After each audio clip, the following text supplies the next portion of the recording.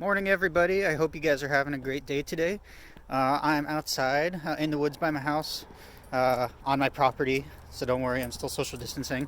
But I wanted to show you guys something about a plant that you might be either very familiar with, you might have seen around on Whidbey Island quite a bit. It's got a lot of uses. It can also be rather painful if you have an idea what I'm talking about.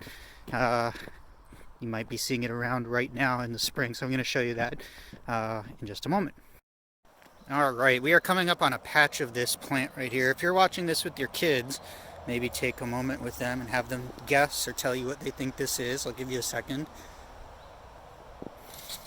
Alright, this right here is Stinging Nettle.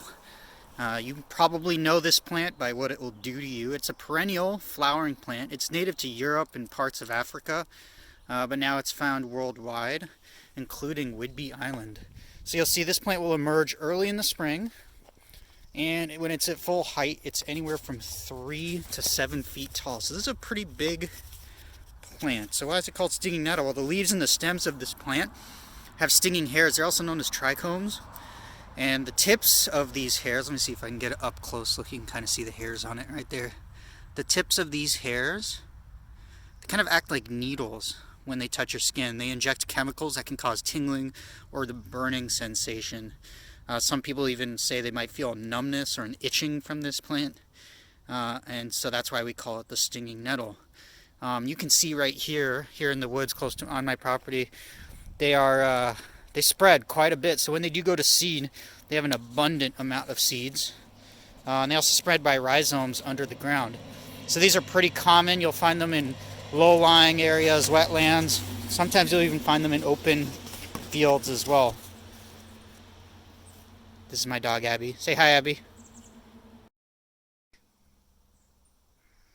Okay, we got cut off there in the video a little bit. We're going to keep telling you about stinging nettles. A couple things about the stinging nettles that you can know about. If you are stung by the stinging nettle, anti-itch cream does help. It is best to wash it with soap and water as soon as possible, maybe even within 10 minutes of your sting. To clean as much of that chemical as possible.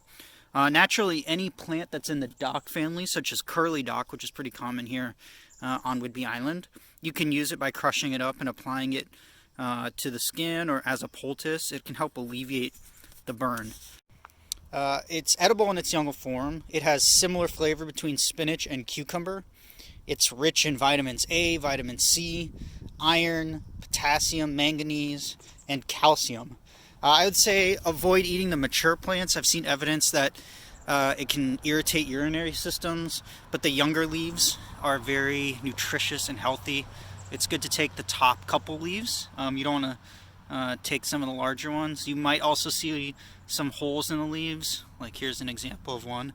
See something is nibbling on that, so I would check the underside of the leaves because this is a common food source for some local butterfly larvae as well. You can cook them by steaming them, blanching them, saute it with some garlic. That's really good. I throw some sesame oil in there, make it a pesto, a puree, a nettle soup, or even some herbal tea as well. Alright, so that's my first video about stinging nettles. Maybe in my next video I'll show you guys a demo about how to use them, how to harvest them, and a way that you can cook them as well. So I hope you're enjoying your sunny Friday. Miss you guys, and hopefully you'll learn a little bit something about a plant that you're familiar with already. All right, have a great day and have a great weekend.